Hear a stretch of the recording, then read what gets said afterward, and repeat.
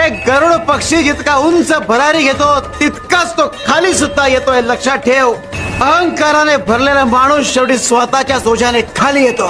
अहंकार सगळ्यात पहिले माणसाची बुद्धी भ्रष्ट करतो, आणि एकदा का माणसाची बुद्धी भ्रष्ट झाली की त्याचा सत्सद विचार, सद्गुण आणि भक्ती या सगळ्याला वाळवी लागते. तुझंही तेच झालंय.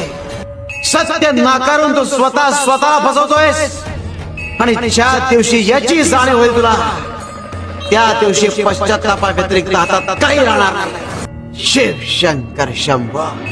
देव म्हणजे आशा, देव म्हणजे दिशा, देव म्हणजे सकारात्मकता, देव म्हणजे निश्चिंतपणे व्यक्त होण्याची जागा.